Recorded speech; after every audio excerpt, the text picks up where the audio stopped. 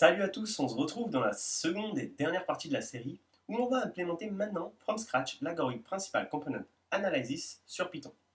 Je vous invite avant de regarder cette vidéo à regarder la première de la série sur PySeries pour comprendre les différentes étapes de cet algorithme présenté avec un exemple simple. N'hésitez pas, comme d'habitude, à liker, commenter, partager et à vous abonner pour plus de vidéos. Donc avant de commencer l'implémentation, on va tout d'abord lister à nouveau toutes les étapes de l'algorithme. Donc première étape de l'algorithme, ça va être de centrer et réduire nos données. Ensuite, nous allons calculer la matrice de covariance. Puis, nous allons calculer les valeurs et vecteurs propres sur cette matrice de covariance. Ensuite, nous allons trier en fonction des valeurs propres. Cela va nous permettre de sélectionner les cas vecteurs propres liés aux cas valeurs propres les plus grandes, car ce sont ceux qui retiennent le plus d'informations sur nos données. Enfin, nous appliquerons la transformation pour obtenir la projection de nos données dans un espace réduit. Donc voilà pour les étapes pour implémenter le PCA. Maintenant, passons à l'implémentation sur Python. Nous allons implémenter maintenant la classe PCA. Dans le fichier pca.py, j'ai préparé la structure de la classe. Nous allons coder les différentes méthodes de la classe. Il y a 7 méthodes à implémenter. Donc, la première méthode est la méthode fit, qui va être la méthode où nous allons entraîner notre modèle. Ensuite, la méthode transform, qu'on utilise après la méthode fit, qui nous permettra de projeter nos données sur les nouvelles représentations calculées par la méthode fit. Vient après la méthode fit transform, qui est simplement la combinaison des deux méthodes précédentes, mais en une seule. La quatrième méthode plotCovMatrix nous permettra d'afficher la matrice de covariance de nos données. La méthode explainVariance renverra la variance de toutes nos projections. La méthode explainVarianceRatio, quant à elle, renverra la variance de notre projection, mais sous forme de pourcentage. Et enfin, plotCumulativeExplainVarianceRatio nous permettra d'afficher la courbe de la somme des ratios, pouvant nous aider à choisir le bon nombre de composantes pour la réduction dimensionnelle de nos données. Donc c'est parti. Comme d'habitude, on commence par créer notre environnement de développement ainsi qu'installer les librairies dont on va avoir besoin. Donc pour cela, on va taper la commande dans le terminal. Donc on ouvre le terminal, on tape la commande conda create-n, le nom de l'environnement PCA, Python égale 3.8, et on va directement installer la librairie NumPy. Une fois notre environnement créé, on l'active, donc source activate PCA, et on quitte le terminal. On n'en a pas besoin pour le moment. On importe notre librairie NumPy, import NumPy as np, et on commence par la méthode init où nous allons initialiser le premier paramètre de la classe nComponents, qui correspond au nombre de composantes de notre espace réduit. Donc on ajoute nComponent, self.nComponent égale nComponent. On supprime pass. Voilà. Ensuite, on passe à la méthode fit, où nous allons tout d'abord centrer et réduire nos données d'entrée. Donc, on ajoute le paramètre x, qui correspond à nos données, et on va calculer la moyenne et la déviation standard que l'on applique à nos données.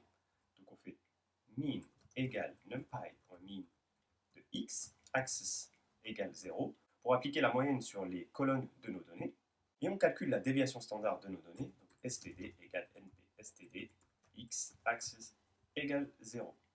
Ensuite, on va soustraire la moyenne à x, donc on fait x moins mean, et on va diviser x par la déviation standard, std. Je souhaite préciser un point sur le modèle. En général, la phase de normalisation intervient avant l'entraînement du modèle. Pour le PCA, on devrait seulement centrer nos données. Diviser par la déviation standard n'est intéressant seulement si vous avez des variables avec différentes échelles. Si vous normalisez avant et que vous calculez la moyenne et la soustrayez à vos données, cela n'aura aucun impact, car les données seront déjà centrées et donc la moyenne sera égale à 0. Dans notre implémentation, nous allons centrer et réduire, car par la suite on appliquera notre modèle sur des données n'ayant pas la même échelle pour toutes les variables. Maintenant, on supprime pass, et on rend mean et std comme des paramètres de la classe, car on va les utiliser ailleurs par la suite. Self.mean égale none dans le init, self.std égale none dans le init. Voilà. Ah, j'ai oublié d'ajouter self.mean ici, hop, et self.std là. Voilà, là c'est bon.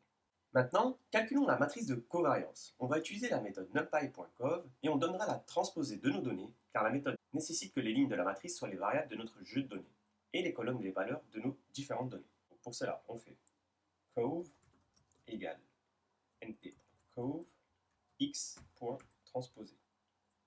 Et on rend cov comme paramètre de la classe, qu'on initialise au début aussi. égale none. Une fois la matrice de covariance calculée, nous allons appliquer à celle-ci la méthode NumPy linalg eigen pour obtenir les valeurs et vecteurs propres. Pour cela, on fait eigenvalues eigenvector égale numpy.linalg.eig de notre matrice de covariance, donc self.cov. Après avoir obtenu nos vecteurs propres, nous allons réaffecter la variable par sa transposée, ce qui va nous simplifier les choses lorsqu'on va trier et récupérer nos composantes par la suite. Donc on fait eigenvector égale eigenvector.transposé. On va ajouter eigenvalue comme paramètre de la classe. Hop. Donc self.eigenvalues égale none. Ensuite, nous allons trier nos valeurs et vecteurs propres de sorte que les projections avec le plus de variance soient gardées. Donc pour cela, on fait indice, les indices, np égale à np argsort self.eigenvalues entre crochets, -1. Et ici, ce qu'on va faire, c'est qu'on va récupérer les indices triés dans l'ordre décroissant pour pouvoir ensuite les appliquer au tableau eigenvector. Donc np argsort trie dans l'ordre croissant nos valeurs propres, puis entre crochets, -1 nous permet de créer le tableau inverse. Donc au final, on obtient les indices triés dans l'ordre décroissant. Donc maintenant, on n'a plus qu'à appliquer ce tri-là à eigenvalues et eigenvector. Donc on va faire self.eigenvalues égale self.eigenvalues entre crochets les indices et self.eigenvector égale eigenvector entre crochets les indices. Donc là, on a donné les indices pour trier dans l'ordre décroissant eigenvalues et eigenvectors. Maintenant, il nous suffit juste de stocker nos projections en fonction de notre paramètre d'entrée nComponents. Donc pour cela, on fait component égale eigenvectors self.nComponents et on va rendre components comme un paramètre de notre classe. Donc self.component égale eigenvector entre crochets self.nComponent pour récupérer les n premières composantes. Et on va ajouter notre paramètre de classe self.component égale none.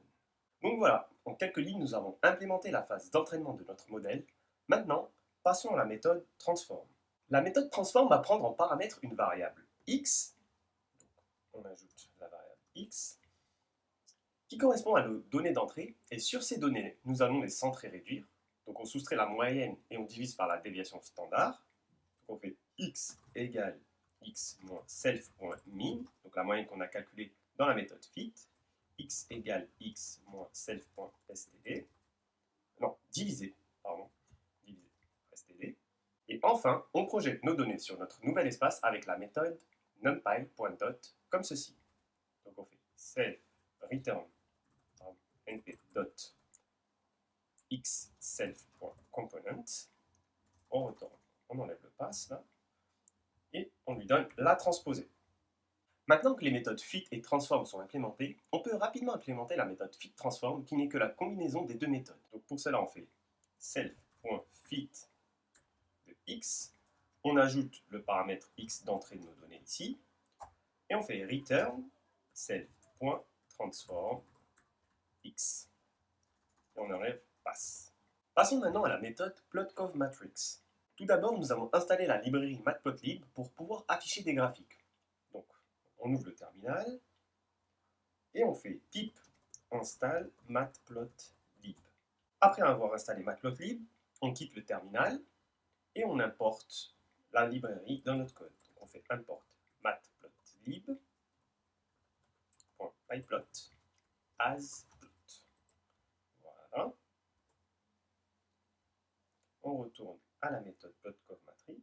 On va utiliser maintenant la méthode plotMatcho pour afficher notre matrice de covariance. Et on va utiliser des teintes rouges pour l'affichage. Donc pour cela, on fait cov-image égale plot.matcho, self.cov, donc le paramètre qui contient notre matrice de covariance, et colorMap égale plot.cm.red. Ensuite, on va ajouter à notre graphique un intervalle indiquant le degré de corrélation entre nos variables. L'intervalle ira de -1 à 0 et de 0 à 1. Pour cela, on fait plot color bar cove image tix pour l'intervalle égale -1, 0, 1.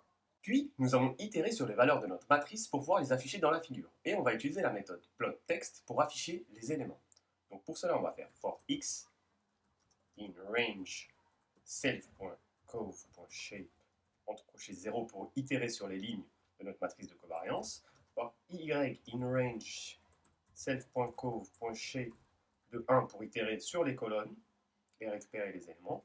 Et on fait plot.text, donc des indices x et y de la matrice, la valeur qu'on souhaite afficher. On va faire un formatage de la string avec 0.2 float pour afficher seulement 2 chiffres après la virgule, pourcentage self.cove, l'élément qu'on souhaite afficher à l'indice x et y, la taille du texte, size égale, on va mettre 10, la couleur, color égale black, et l'alignement de notre texte. Donc pour cela, on va gérer l'alignement horizontal. On va mettre HA égale center et l'alignement vertical, VA égale center. Ensuite, il ne nous reste plus qu'à faire plot.show pour afficher la figure. Passons maintenant à la méthode explain variance. Cette méthode est simple car elle correspond aux valeurs propres triées calculées dans la méthode fit. Donc ce qu'on a à faire ici, c'est return self.eigenvalues. Pour la méthode explain variance ratio, rien de compliqué non plus, car ici on va simplement renvoyer nos valeurs propres que l'on va diviser par la somme de toutes les valeurs propres pour obtenir le ratio. Donc ici on va faire return self.eigenvalues divisé par la somme de self.eigenvalues. Enfin, la dernière méthode de la classe, plot cumulative explain variance ratio, ici on va afficher la somme cumulative des ratios calculée dans la méthode précédente. Donc pour cela, supprime passe. On va faire plot.plot. Hop. On va faire numpy.cumulative sum de self.explain variance ratio. Et je vais ajouter un autre élément, la liste, le range de 1 jusqu'à la longueur de numpy self. Numpy cumulative sum self.explain variance ratio. Hop, on met la virgule ici. Et après le length, on va rajouter plus 1. Donc ici, c'est pour avoir un plot où on a des composantes qui commencent à partir de 1 jusqu'au nombre maximal de composantes. Et je ne voulais pas que dans l'affichage, on ait des composantes, la première composante qui soit égale à 0. Maintenant, on va rajouter les labels pour l'axe des abscisses et des ordonnées pour que le graphique soit plus sympa à regarder. Donc on va faire plot xlabel qui correspond au nombre de composantes, plot.ylabel qui est égal au pourcentage de variance, le titre de la figure, plot title PCA somme cumulative variance, et on fait plot.show pour afficher la figure. Donc voilà, nous avons fini l'implémentation de la classe PCA. Passons maintenant au test avec un jeu de données. Pour tester notre classe PCA, nous allons créer maintenant un fichier main.py. Main.py. Ensuite, nous allons installer la librairie scikit-learn pour pouvoir importer un dataset très populaire, le Iris Dataset. Le jeu de données comprend plusieurs échantillons de 3 espèces de plantes iris avec 4 caractéristiques mesurées. Et notre objectif va être de réduire à 2 dimensions ce dataset. Donc pour cela, on retourne dans le terminal, on fait pip install scikit-learn. Une fois scikit-learn installé, nous allons importer depuis scikit-learn dataset. Donc on fait from scikit-learn import datasets et on va importer la classe PCA que l'on vient d'implémenter. From PCA import PCA. Ensuite, depuis dataset, nous allons charger le dataset iris. Donc on fait iris dataset égale dataset.load iris. Et on va affecter à original data iris dataset les données. Et target, ça va être les labels associés à chaque échantillon du dataset. On va faire iris dataset.target et ça va être utile lorsqu'on va faire des affichages pour voir si le PCA a bien fonctionné et est cohérent dans la réduction dimensionnelle.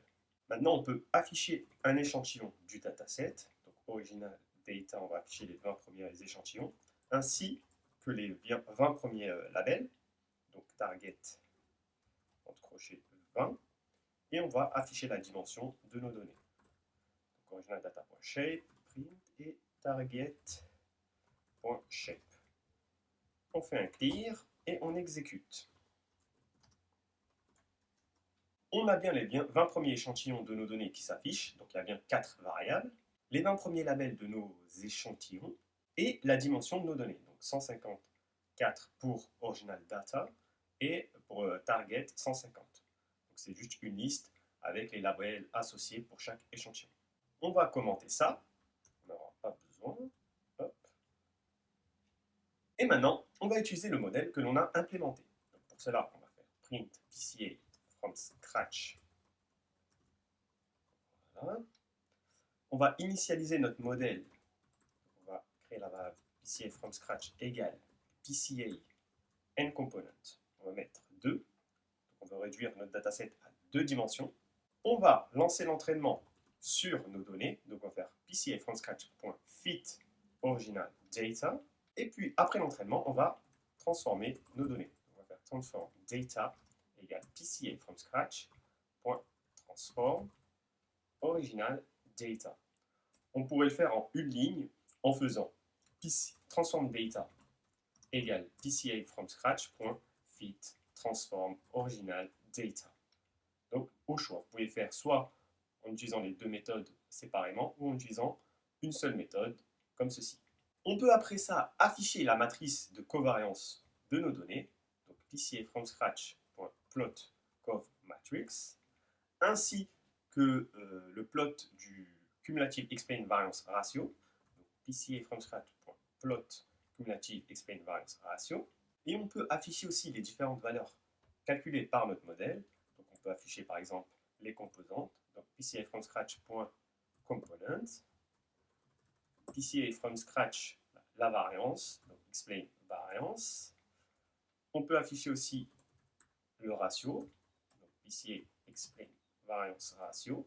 Donc maintenant, il suffit juste d'exécuter notre modèle et de voir ce que cela va nous donner.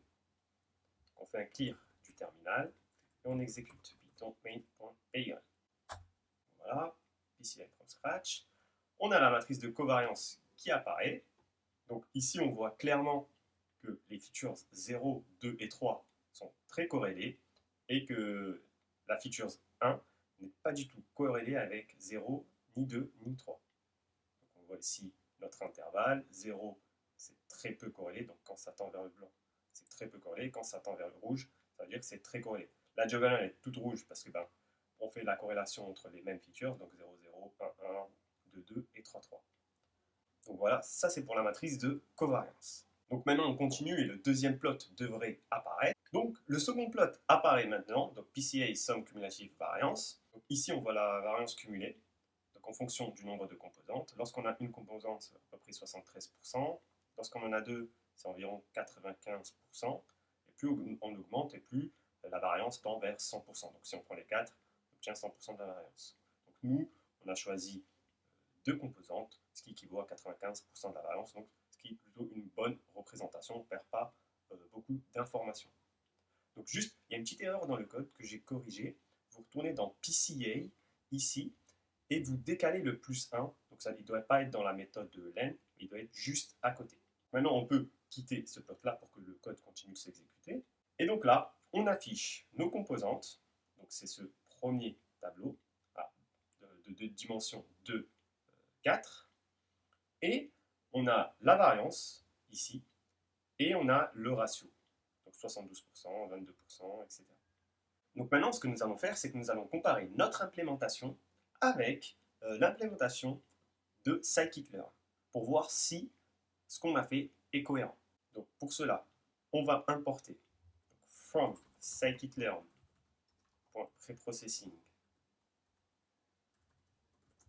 import standard scalar. Donc ça, c'est pour normaliser nos données comme on l'a fait dans notre modèle. Et on va importer le modèle de scikit-learn, donc PCA, donc from scikit-learn decomposition, import PCA, et on va le renommer, on va lui donner le nom scikit-learn PCA model. Maintenant, on descend, on va faire un print pour espacer, on va faire un print pour dire qu'on utilise le second modèle. Scikit-learn, voilà. Donc maintenant, on implémente le modèle de scikit-learn. Donc on fait scikit-learn PCA égale scikit-learn PCA model and component égale 2. On va entraîner le modèle de normalisation. Donc scalar égale standard scalar. Et on fait scalar.fit sur nos données originelles. Et on normalise nos données. Donc on fait normalized data égale scalar.transform original data.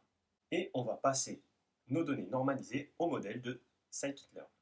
On va faire transform data scikit-learn égale scikit-learn PCA.transform normalized data. Et comme on l'a fait précédemment, on va afficher les composantes, donc scikit-learn PCA.component avec un tiré du bas à la fin. On va afficher la variance, donc scikit-learn PCA.explain variance avec un tiret, et on va afficher le ratio scikit-learn PCA.explain variance ratio avec un tiret. Donc maintenant, on va réexécuter le code pour comparer le résultat de notre modèle avec celui de scikit-learn, tout en sachant que le modèle de scikit-learn n'utilise pas la même approche que notre modèle, puisqu'il utilise la factorisation de matrices pour calculer les vecteurs propres, et le nom de l'algorithme, c'est Singular Value Decomposition, donc un algorithme de factorisation que l'on verra dans de prochaines vidéos. Donc maintenant, je fais un clear du terminal et j'exécute. Donc j'ai mal écrit le nom de la librairie, donc je vais corriger ça, c'est pas pré-processing, c'est pré-processing. Je fais un clear et je réexécute. Donc on a ma matrice de covariance qui apparaît, la somme cumulative, ok. Ah, j'ai oublié d'entraîner le modèle, c'est fit transform. On fait un clear et on exécute à nouveau. Désolé, donc hop, tout fonctionne bien. Tac. Et voilà. Donc on a nos résultats.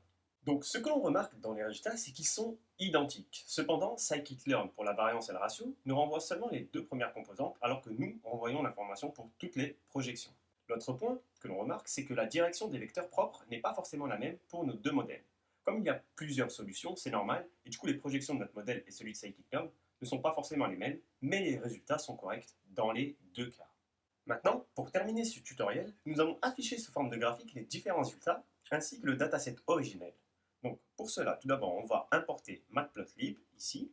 Donc on fait import matplotlib.plot as plot. Je vérifie que tout est bien écrit, c'est parfait. On retourne en bas, on peut quitter le terminal pour le moment. Et on va créer un subplot. Donc on va créer une figure avec plusieurs plots dedans. Donc pour cela, on va faire fig axes égale plot.subplot 1, 3. Et on va définir la taille de la figure. Donc figure size égale 15, 7. OK. Donc pour le premier axe, on va afficher nos données originelles. Donc on va faire un scatterplot pour afficher les points. On va faire original data. On va prendre les valeurs de toutes les lignes, et seulement pour la première colonne, et les valeurs de toutes les lignes seulement pour la deuxième colonne, puisque c'est un graphique en 2D. Et on va rajouter le paramètre C avec target pour différencier les différentes classes de nos échantillons. Voilà. On va ajouter un label, donc c'est x label, donc ça c'est pour la variable 1. Donc on a choisi au hasard les deux premières variables, on aurait pu en prendre deux autres. Axes 0.7 y label, donc la variable 2. Et on va donner un titre pour cet axe, donc set title, donc avant PCA. Ok, parfait. On va faire un copier-coller de ça, que l'on va appliquer aux données générées par notre modèle implémenté from scratch et par le modèle de scikit-learn. On remplace ici par 1, ici par 2. Voilà. Ici, c'est plus original, data, c'est transform data. Là, si, transform data. Et ici, on va mettre PC1, PC2. Et on va mettre PCA from scratch. Et ici, on va mettre transform data scikit-learn, transform data scikit-learn. Donc voilà, ici on ne touche pas. On peut fermer ici pour mieux voir. On va mettre PC1, PC2, et on va mettre PCA. Scikit-learn, ça, mieux. PCA. Voilà. On n'oublie pas de faire plot.show pour afficher. Et c'est bon. On n'a plus qu'à exécuter notre code. On va dans Terminal, on fait un clear et on exécute. On quitte ça. Hop.